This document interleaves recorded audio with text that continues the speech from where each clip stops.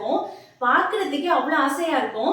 இந்த தயிர் சாதம், சாம்பார் இந்த மாதிரி எல்லாத்தோடையும் வச்சு சாப்பிட்றதுக்கு ஒரு சூப்பரான காம்பினேஷன். எவ்வளோ வெரைட்டியான சைடிஷ் இருந்தாலும் ஊறுகாய் இருக்கா அப்படின்னு கேட்குற ஆளுங்க நிறைய பேர் இருக்கும். நான் கூட கேட்பேன்.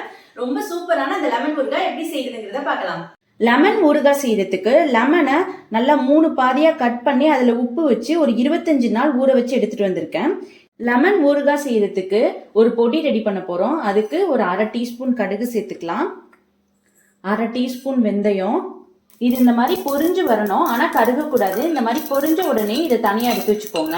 கடுகு வெந்தயம் ரெண்டையும் ஆற வச்சு எடுத்து வச்சுக்கோங்க. இதுக்கப்புறம் கொஞ்சமா ஆயில் சேர்த்துக்கலாம். ஒரு துண்டு பெருங்காயம் சேர்த்துக்கிறேன். உங்களுக்கு இன்னும் கொஞ்சம் கம்மியா சேர்த்துக்கிறதா இருந்தாலும் சேர்த்துக்கலாம்.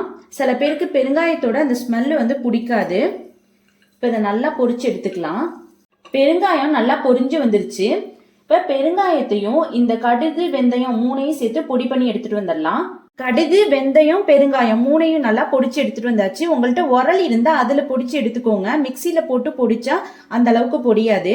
தேவையான அளவு நல்லெண்ணெய் சேர்த்துக்கலாம். கொஞ்சம் அதிகமா தான் தேவைப்படும். ஊறுகாய் கெட்டு போகாம இருக்கணும் அப்படின்னா நம்ம கொஞ்சம் ஆயில் அதிகமா யூஸ் பண்ணணும். ஆயில் சூடாயிடுச்சு, கடுகு சேர்த்துக்கலாம். கடுகு ஒரு 1/2 டீஸ்பூன் சேர்த்துக்கிறேன். கடுகு நல்லா பொரிஞ்சு வந்தாதான் அதோட அந்த ஃபிளேவர் நல்லா கிடைக்கும். பொரியாம மற்ற எந்த பொருளுமே சேர்க்காதீங்க. ஒரு கொத்து கருவேப்பிலை சேர்த்துக்கலாம். இது ஆப்ஷனல் தான், உங்களுக்கு வேணும்னா சேர்த்துக்கலாம், இல்லைன்னா அவாய்ட் பண்ணிக்கலாம். ஒரு 4லேருந்து 5 பச்சை மிளகாய் சேர்த்துக்கலாம். நிறைய பேர் பச்சை மிளகாய் சேர்க்க மாட்டாங்க. நான் சேர்த்து செய்வேன். எதுக்காகன்னா அந்த பச்சை மிளகாயோட ஃப்ளேவரும் ரொம்ப டேஸ்டா இருக்கும். ஸ்லோ ஃப்ளேம்ல வச்சு வதக்கி விட்டுக்கோங்க, இல்லைன்னா அதோட விதை எல்லாமே தெரிச்சு வரும். பச்சை மிளகாய் நல்லா வதங்கி வந்துருச்சு. இந்த ஸ்டேஜில் மிளகாய் பொடி சேர்த்துக்கலாம். இந்த ஆயிலே மிளகாய் பொடி சேர்த்து செய்யும் போது நல்ல கலர் கொடுக்கும். இப்போ லைட்டாக வதக்கி விட்டுருங்க. அடுப்பை ஆஃப் பண்ணி வச்சுட்டு நீங்கள் இந்த எண்ணெயில் கூட போடலாம்.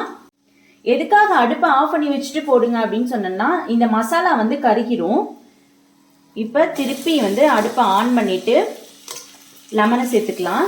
இது சேர்த்து நல்லா மிக்ஸ் பண்ணி விட்டுருங்க. இதுக்கு தண்ணி எதுவுமே சேர்க்கக்கூடாது. வினிகர்லாம் சேர்க்கணும் அப்படிங்கிற அவசியம்லாம் இல்லை, ஏன்னா லெமன் ஊறுகாய் தான் நம்ம செய்கிறோம். இதை நல்லா வதக்கி விட்டுருங்க. மசாலா எல்லாமே நல்லா எல்லா இடத்துலையும் ஸ்ப்ரெட் ஆகி வரணும். மசாலாவோட நல்லா மிக்ஸ் பண்ணி விட்டாச்சு. இப்போ நம்ம அரைச்சி வச்சு இந்த பொடியை சேர்த்துக்கலாம். இந்த பொடி எதுக்காக போடுறோம்னா நல்ல ஒரு வாசம் கொடுக்கும். உங்களுக்கு மிளகாய் பொடி கூடுதலாக தேவைன்னா இன்னும் கொஞ்சம் கூடுதலாக சேர்த்துக்கோங்க. நான் 1 டீஸ்பூன் மட்டும்தான் சேர்த்துக்கிறேன். கடைசியாக வெல்லத்தூள் சேர்த்துக்கலாம். உங்களுக்கு தேவையான அளவு சேர்த்துக்கோங்க. இதை நல்லா மிக்ஸ் பண்ணிடலாம். இந்த வெல்லம் எல்லாம் நல்லா கரைஞ்சி வந்தோன்னா ஒரு கலர் கொடுக்கும். ரொம்ப பார்க்குறதுக்கே அழகாக இருக்கும். டேஸ்ட் அட்டகாசமாக இருக்குங்க. இது ஆப்ஷனல் தான். சில பேருக்கு வெல்லம் சேர்த்தா பிடிக்காது. எனக்கு வெல்லம் சேர்த்து செஞ்சாதான் எனக்கு பிடிக்கும். அது மாதிரி உங்களுக்கு என்ன பிடிக்குமோ அதுக்கு தகுந்த மாதிரி நீங்கள் செஞ்சுக்கோங்க.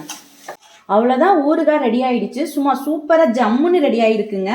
அவ்வளோ டேஸ்ட்டாக இருக்கும். இதை தயிர் சாதத்தோட வச்சு சாப்பிடும்போது சூப்பராக இருக்கும். இந்த ஊறுகாய் 1 வருடம் வரையும் கெட்டு போகாமல் அப்படியே இருக்கும். ஒரு கிளாஸ் பாட்டிலில் மட்டும் போட்டு மூடி வச்சுக்கோங்க.